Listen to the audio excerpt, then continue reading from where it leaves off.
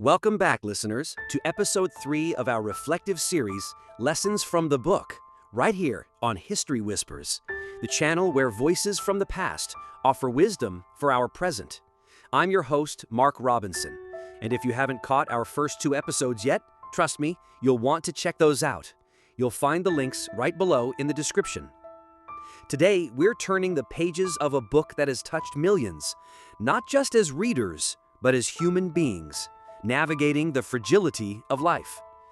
We're diving into When Breath Becomes Air, a memoir written by Dr. Paul Kalanithi, a brilliant neurosurgeon who, at the height of his medical career, was diagnosed with terminal lung cancer.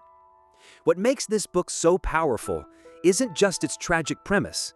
It's the way Paul reflects on meaning, mortality, identity, and purpose, all while facing the certainty of his own death. It's a book about dying, yes, but more than that, it's a book about living fully. In today's episode, we're going to explore 7 profound life lessons that emerge from Paul's words. But we won't stop there. We're going to connect each of these lessons to the world we live in today, from how we define success to how we deal with uncertainty, love, legacy, and the fast-moving pace of our lives. So wherever you are, walking, driving, or sipping your evening tea, settle in. Because these aren't just lessons from a book, they're lessons for a lifetime. Life is fragile. Live it fully. This lesson strikes at the core of what When Breath Becomes Air is all about. Paul Kalanithi, a neurosurgeon standing at the threshold of a prestigious medical career, was suddenly thrust into the role of a terminally ill patient. At just 36 years old, his life took a sharp and unexpected turn, from saving lives in the operating room to confronting the harsh reality of his own mortality while reading his CT scans. One of the most sobering quotes from the book is this: "I began to realize that coming face to face with my own mortality, in a sense, had changed nothing and everything." That line reflects the paradox we all experience, but rarely acknowledge, that life is always fragile, yet we live as though we have infinite time. Paul's story is not just his own, it's a mirror to anyone who's ever been blindsided by life's unpredictability, whether through illness, loss, or an unexpected crisis. We saw a collective example of this during the global COVID-19 pandemic in 2020. The entire world was forced to confront fragility. Health systems collapsed. Everyday routines vanished overnight. People lost loved ones without the chance to say goodbye. Weddings were canceled. Businesses closed. Plans, dreams, and even identities crumbled in the shadow of uncertainty. The illusion of control was stripped away. Yet amidst the grief, many people found something profound: a rediscovery of what really matters. Family dinners, morning walks, checking in on neighbors, time with children, purpose beyond the paycheck. That's what Paul Kalanithi is pointing us toward. Not the avoidance of death, but the embrace of life, despite its brevity. Another poignant quote from the book captures this beautifully. "Even if I'm dying, until I actually die, I am still living." This is more than optimism. It's a declaration of intent. Paul didn't retreat from life when he got his diagnosis. He chose to keep working as long as he could. He chose to become a father. He chose to write. He lived with purpose, not denial. In our own lives, we tend to postpone joy, purpose, and presence. We say we'll travel when we retire, we'll apologize when it's easier, we'll spend time with family when we're less busy.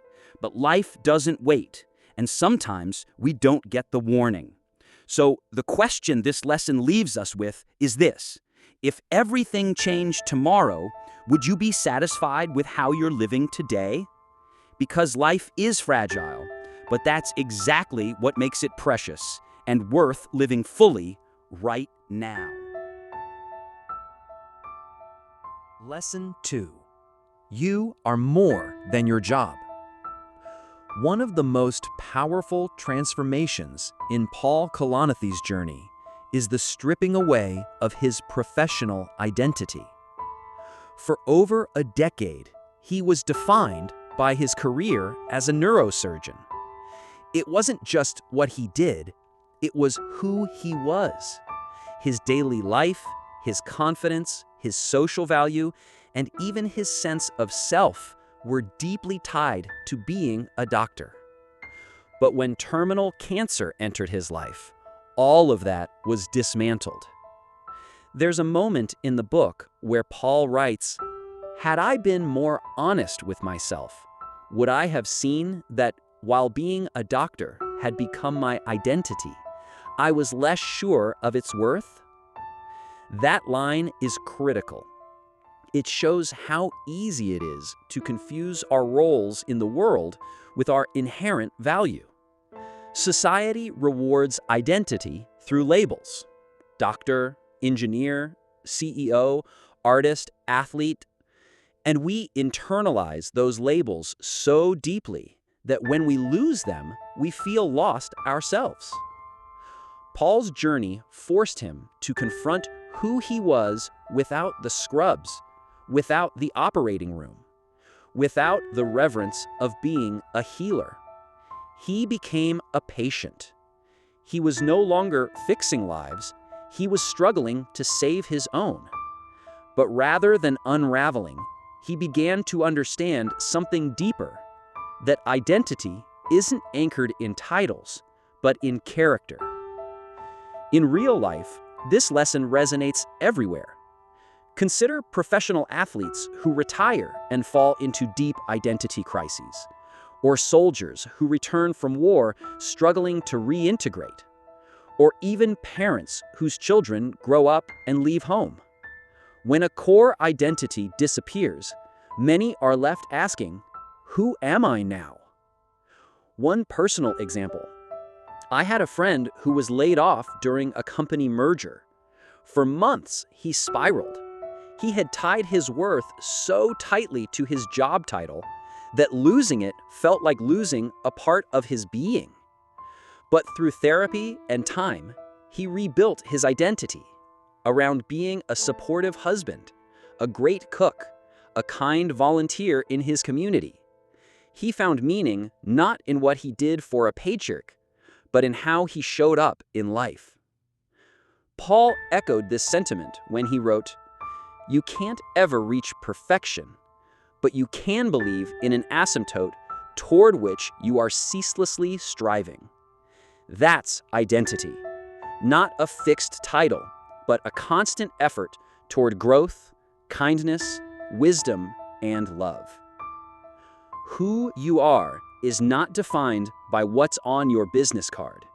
It's defined by how you live when no one's watching, how you treat others, how you carry yourself through pain and uncertainty. In a world that overvalues productivity and titles, this lesson calls us back to something eternal, our humanity. Because when the job ends, when the role shifts, or when illness strikes, your real identity is still there if you've taken the time to build it. Lesson 3. Purpose beats prestige. Paul Kalanithi's life was filled with accolades and outward success. A graduate of Stanford and Yale, a gifted neurosurgeon, and a rising star in his field, he had every symbol of prestige society holds dear. Ivy League degrees, white coat, the awe and respect that come with saving lives in the operating room. But when terminal illness brought his time into sharp focus, he realized something profound. Prestige was empty without purpose. In the book, Paul writes, "Grand illnesses are supposed to be life-clarifying. Instead, I knew I was going to die, but I'd known that before. I knew more acutely, though, that it didn't matter whether I was the best or the worst doctor. The only thing that mattered was how I carried myself and how true I remained to the values I cared about. That realization didn't come easily. There was a struggle, a very human struggle, to determine whether he should spend his final months chasing what remained of his career or devote himself entirely to family and reflection. In the end, he chose to go back to surgery for as long as he physically could.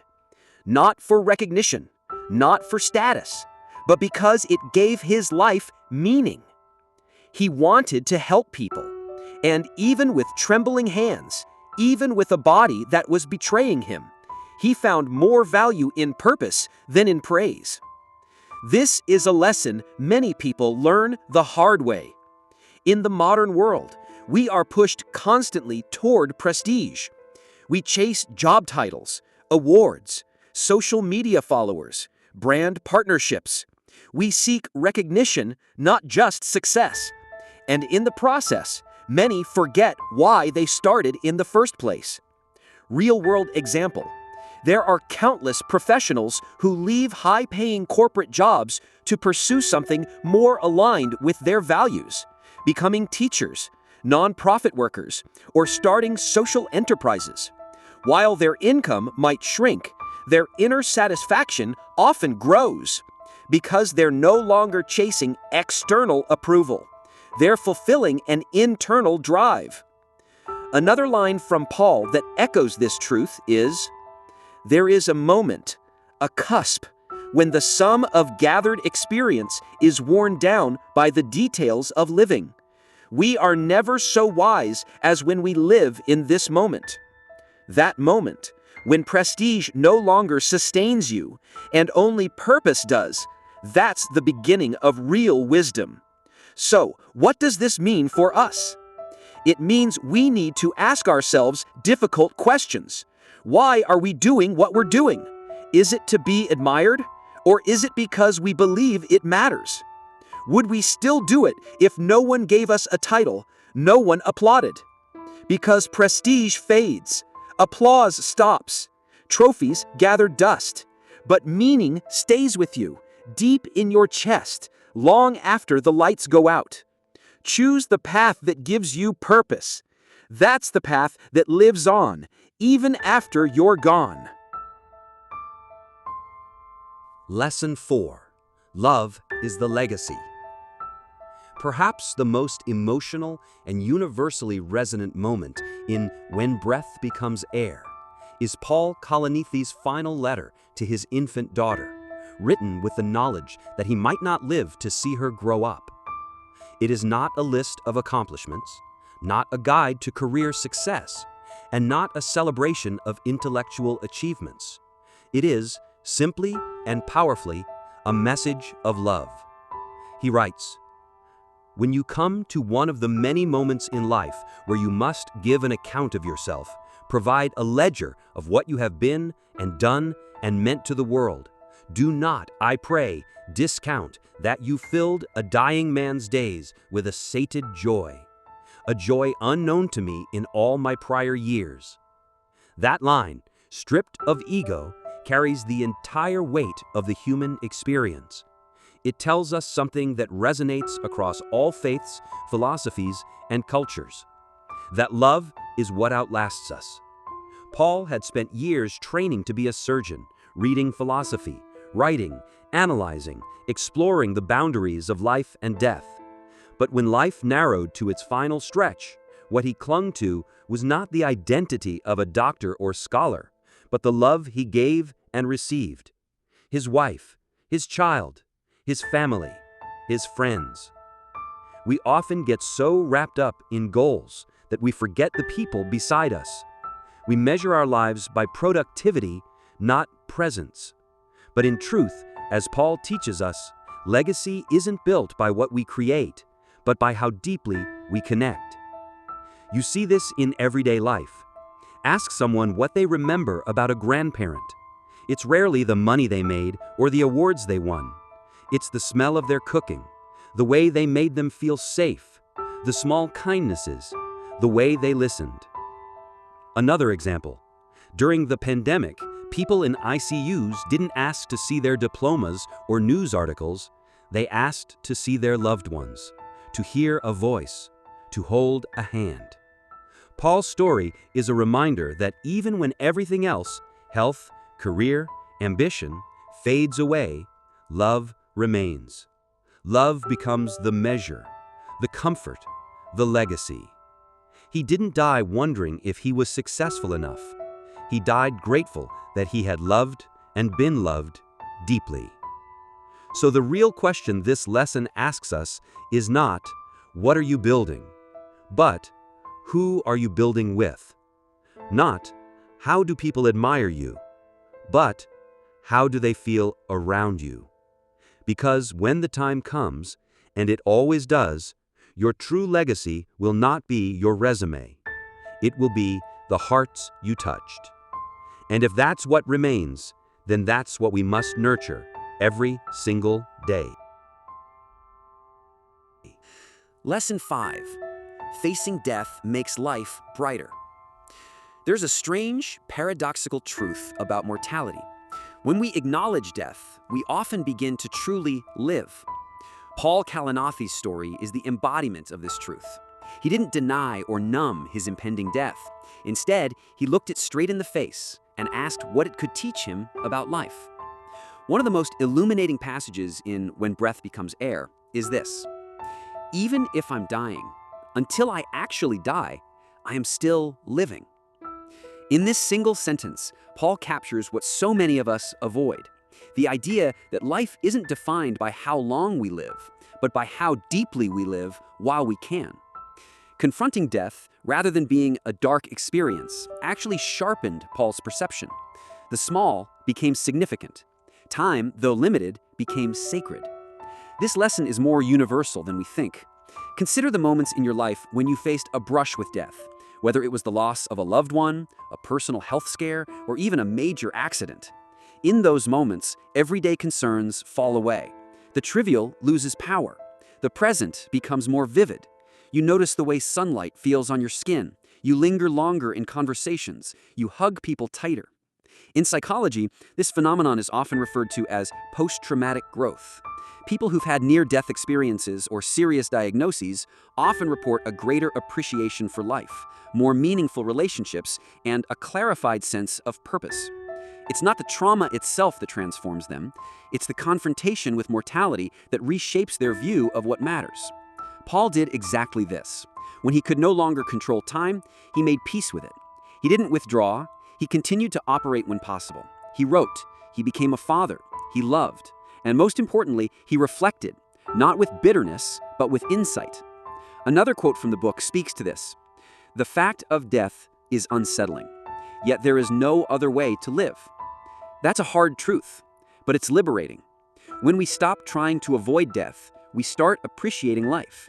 We stop postponing our joy, our risks, our truth. We stop waiting for the perfect moment and start living the imperfect one more fully. A real-world example: consider people who write bucket lists after being diagnosed with cancer.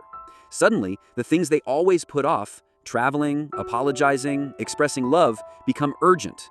Mortality becomes a compass, not a curse. Paul's lesson reminds us that we don't need a diagnosis to wake up. We don't need to wait for tragedy to value time. We can choose right now to live with clarity and presence, to prioritize connection over competition, meaning over distraction. Facing death does not mean giving in to fear.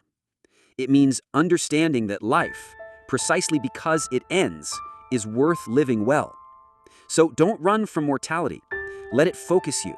Let it brighten your days and deepen your nights. Because when you see the end, you begin to see everything else more clearly. Needs soul. In When Breath Becomes Air, Paul Kalanithi masterfully bridges the worlds of science and soul. He was not only a neurosurgeon with a deep understanding of biology and neuroscience, but also a student of literature and philosophy. His academic life was as much about molecules and medicine as it was about meaning and morality. This unique duality allowed him to see what many in the scientific world often forget, that the human body is not just a machine, and patients are not just cases. They are people with fears, hopes, stories, and dignity. Paul writes in his memoir, "Science may provide the most useful way to organize empirical, reproducible data, but its power to do so is predicated on its inability to grasp the most central aspects of human life: hope, fear, love, hate, beauty, envy, honor, weakness, striving, suffering, virtue." This statement strikes at the very heart of this lesson. Science can diagnose, it can prescribe, it can cut and stitch and restore function, but it cannot fully explain or soothe the emotional and existential dimensions of human experience. For that, we need empathy. We need story. We need soul. Paul understood this in his practice. He made time to learn about his patients beyond their CT scans. He didn't treat people as cases, but as individuals navigating crises, people who needed to be heard, not just healed. His philosophical background didn't make him less of a scientist, it made him a better one, more complete, more human. In real life, this lesson finds relevance in so many areas. Consider healthcare. The most effective doctors aren't necessarily the ones with the highest test scores. They're often the ones who listen deeply, who remember their patients' names, who ask about their children or fears or beliefs. The same applies in technology. Engineers build tools that shape how billions live and communicate. But when they forget the human consequences, things go wrong. Think of algorithms that promote harmful content, or AI systems that lack ethical oversight. A nurse once said in an interview during the pandemic, "We have all the machines, all the drugs, all the knowledge, but sometimes what patients need most is for us to just sit with them, to just be present." That's what Paul stood for, a medicine that treats the body and the person. He also said, "The physician's duty is not to stave off death or return patients to their old lives, but to take into our arms a patient and family whose lives have disintegrated and work until they can stand back up and face and make sense of their own existence." That vision of medicine, and by extension of science and technology, is not cold or clinical. It's compassionate. It recognizes that while science can extend life, it is meaning that makes life worth extending. So whether you're a doctor, a coder, a policymaker, or a teacher, remember this: you're not just working with data. You're working with people. And people are not spreadsheets. They are stories. Let science inform your hands, but let the soul guide your heart. Because in the end, humanity must never be the casualty of progress. It must be its purpose.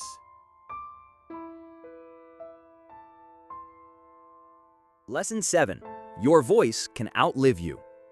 There's something deeply moving about the act of writing, of capturing thoughts, values, and insights with the full knowledge that you may not live to see the world respond to them. Paul Kalanithi did exactly that. While his body was failing, while the clock was ticking louder with every chapter, he chose not just to die, but to write. Not to disappear, but to reach out. To his daughter, to his patients, and to all of us. This wasn't an act of legacy building in a grandiose sense. It was an act of service. He wrote because he believed that wisdom, once gained, should not die with you. In his words, "Words have a longevity I do not have." That line alone tells us so much. Paul's body may have been growing weaker, but his thoughts were growing clearer. His soul was rising. And today, years after his death, his words still travel in podcasts, in classrooms, in hospital rooms, in quiet corners of nightstands. His voice still teaches.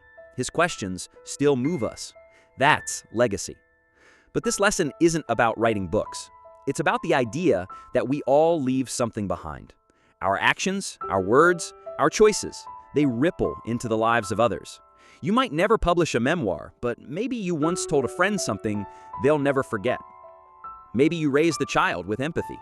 Maybe you built a classroom culture that made students feel seen. Maybe you simply showed up when someone needed you most. Real-world examples of legacy can be quiet and profound. Consider Fred Rogers, better known as Mr. Rogers.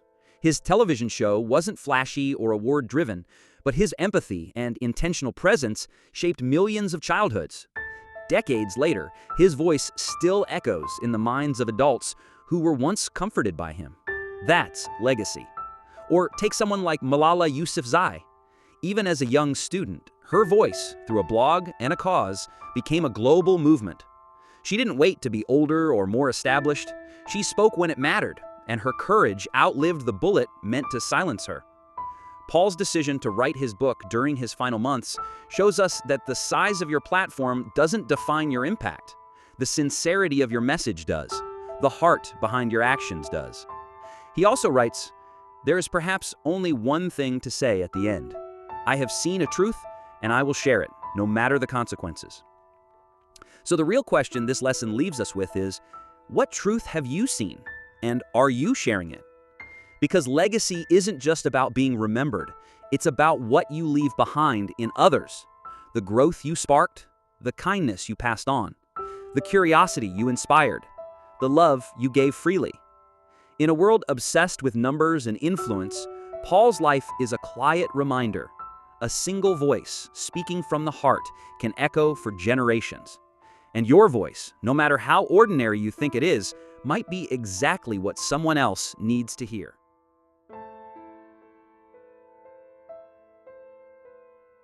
As we bring this episode to a close, I want to invite you to pause, not just because this is the end of a podcast, but because you've just walked through the deeply personal, poetic, and philosophical journey of Paul Kalanithi, a journey that began with the scalpel in his hand and ended with a pen in his fingers.